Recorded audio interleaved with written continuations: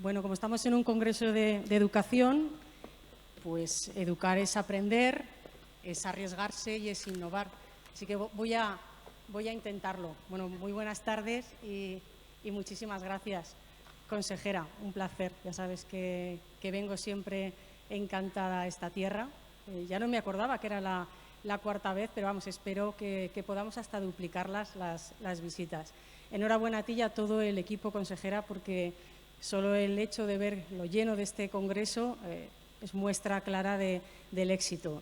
Y sobre todo gracias a los casi más de 1000 docentes que habéis tomado parte de vuestro tiempo para estar aquí. Yo creo que es una muestra muy clara de vuestro compromiso por seguir aprendiendo y sobre todo por vuestro compromiso por seguir fortaleciendo esa vocación de servicio público que tenéis todos los profesores y todas las profesoras. Yo casi me atrevería a decir, porque estaba viendo el lema del Congreso, que vuestra vocación se recoge en el propio lema, de la magia de aprender, y como le decía yo a los medios de comunicación fuera, queda incompleta. Yo diría que los profesores y los maestros sois la magia de aprender y el arte de enseñar. Creo que sería la frase completa que quizá, pues mira, para cuando termine el Congreso. Quiero también dar las buenas tardes y saludar, por supuesto, a todo el resto de autoridades. No me quiero alargar mucho en esta intervención porque en este tipo de congresos lo importante siempre suele darse en las futuras mesas y en las futuras conversaciones. Pero sí que me gustaría compartir con vosotros alguna serie de reflexiones que me surgían mientras estaba sentada escuchando a la consejera. La primera, que yo creo que todos los que estáis aquí sois perfectamente conscientes del momento de cambio tan importante que está viviendo la educación. Fundamentalmente porque ha cambiado radicalmente la manera que accedemos a la información y al conocimiento. Y este cambio ha afectado lógicamente a la educación, pero no solo. También ha afectado a nuestra forma de vivir, a nuestra forma de relacionarnos, a la sociedad, a la manera de desarrollo de la sociedad y también a la política. Y es verdad que todos estos cambios se traducen seguramente en una sensación de mucha más volatilidad, seguramente mucho más ruido y seguramente también más complicado. Pero yo también me atrevería a decir que estas nuevas formas de acceso al conocimiento y estos cambios que nos ha traído el siglo XXI, seguramente también los tenemos que aprovechar como una auténtica oportunidad.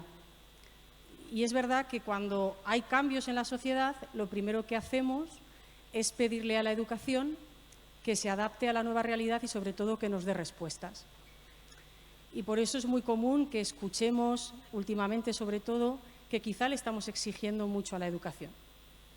Porque le seguimos pidiendo que la educación siga siendo ese ascensor social, cuando sin embargo las brechas se siguen dando.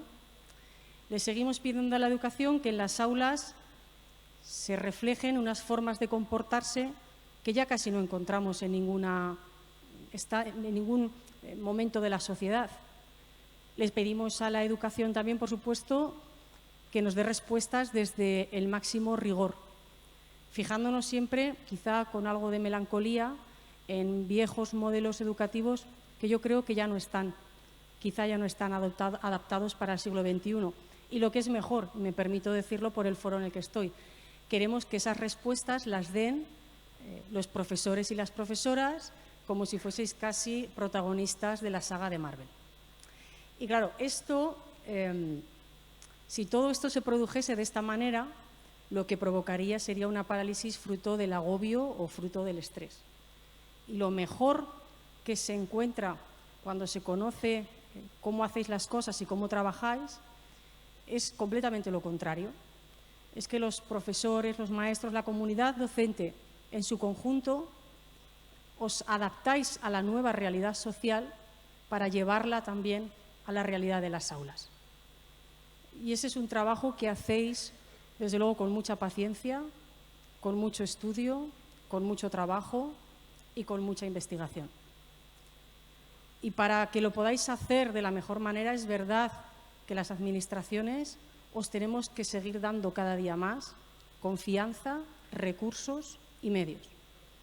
Y creo que aquí también es importante que os diga que ciertamente puedo hasta entender que ya que estamos en un momento de cambios en la educación, esa parte de los cambios es motivo también del trabajo que estamos desarrollando desde el Ministerio. Y sé que a veces las aprobaciones de leyes nuevas, los decretos de enseñanzas mínimas, el propio decreto de evaluación, la propia formación profesional, la nueva reforma de la profesión docente, sé que os puede generar incertidumbre y es comprensible. Pero yo os diría, que se me agarra el tacón, yo os diría que no solamente espero que os genere incertidumbre, que yo también espero que os genere ilusión y sobre todo esperanza.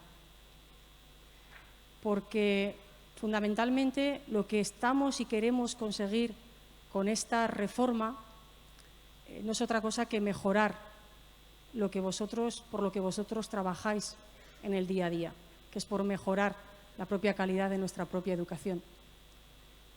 Os quiero trasladar también un mensaje de seguridad y de confianza, porque la nueva ley de educación, que lleva ya aprobada más de un año, responde a las demandas y a los buenos modelos que tanto las propias instituciones europeas y esos países europeos que miramos con envidia sana están realizando. Luego también se ha hablado mucho de los nuevos decretos de enseñanzas mínimas.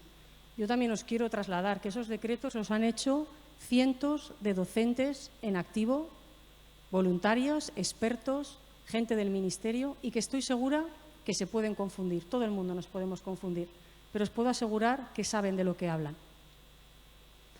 O, por ejemplo, cuando se habla del decreto de evaluación.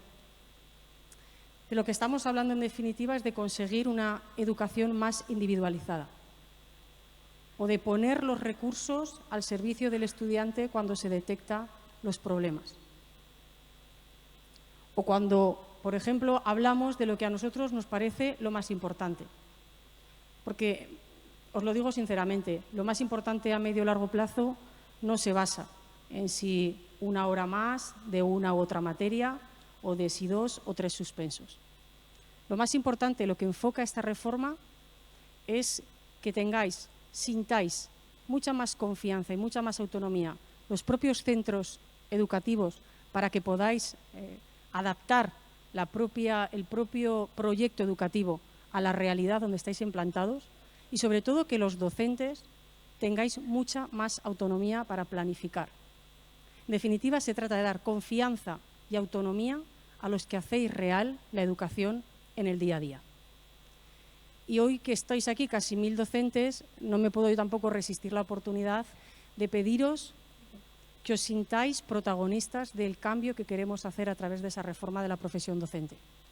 Yo hace como unos meses tuve la oportunidad de reunirme en Madrid con un grupo de profesores que han sido reconocidos por proyectos innovadores y me plantearon muchísimas cuestiones, desde que había que cambiar las metodologías, que teníamos que abrirnos mucho más a la realidad de lo que sucedía en el día a día, hablamos de autonomía, en fin, hablamos de muchísimas cosas, pero es verdad que ellos mismos me dijeron, uno de ellos me dijo una frase algo así como, el cambio parte de nosotros. Es verdad.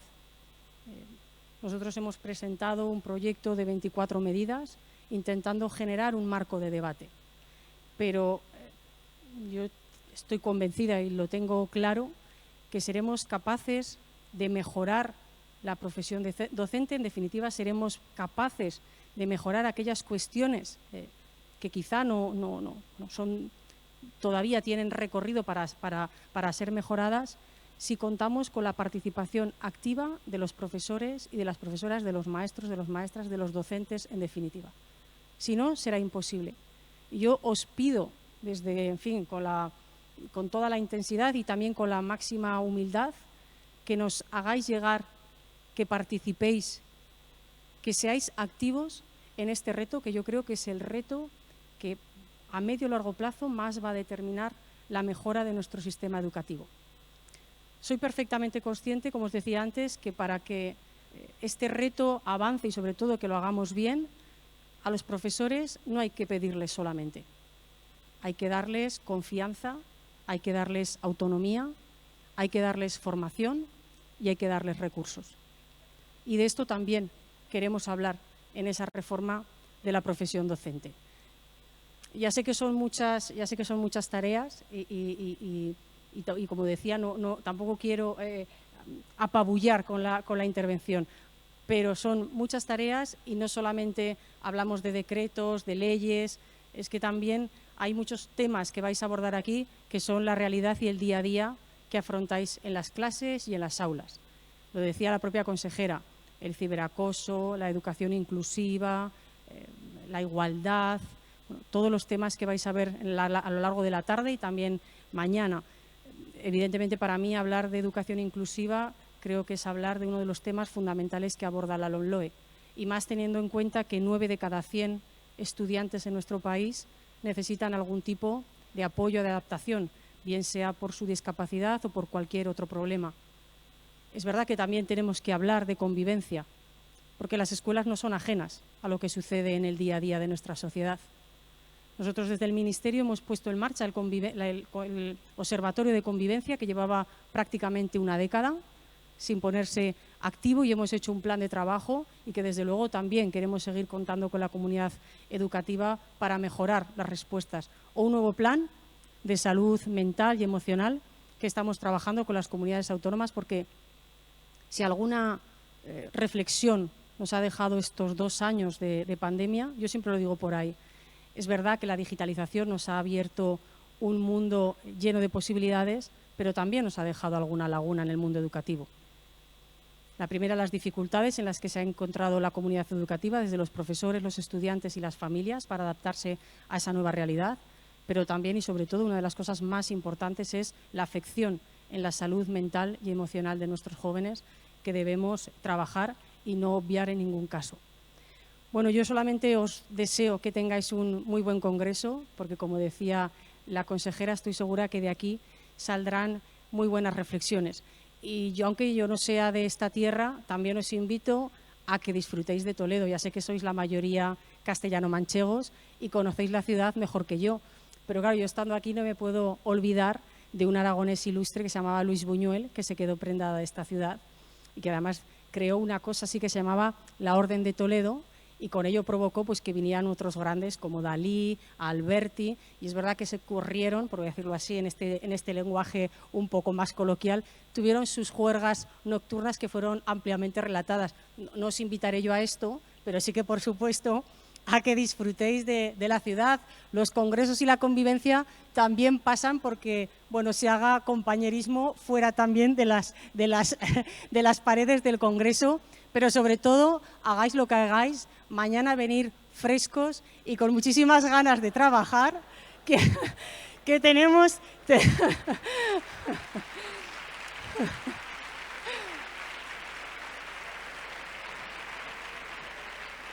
Bueno, tenemos muchos retos por delante, cada uno, desde luego, dentro del margen de sus competencias.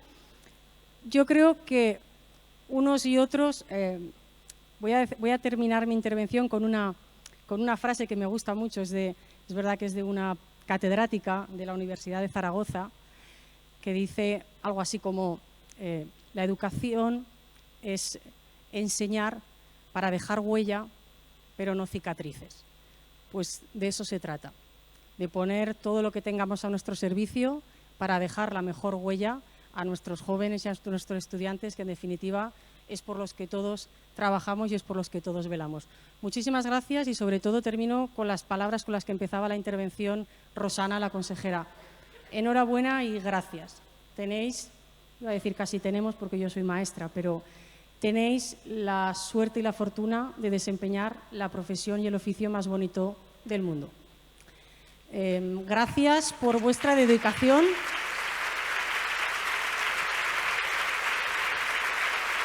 Gracias, de verdad, gracias por vuestra dedicación, por vuestra entrega, por vuestra ilusión, vuestra vocación de servicio público, que siempre es digna de reconocer. Es verdad que a veces no lo hacemos con la suficiente intensidad que debiéramos, pero que hay que reconocer mayormente de una manera incluso mucho más consistente después de estos algo más, casi 2 años de pandemia difícil, que habéis dado lo mejor de vosotros mismos. Gracias por estar ahí, sobre todo gracias por representar lo mejor que tiene este país. Buenas tardes.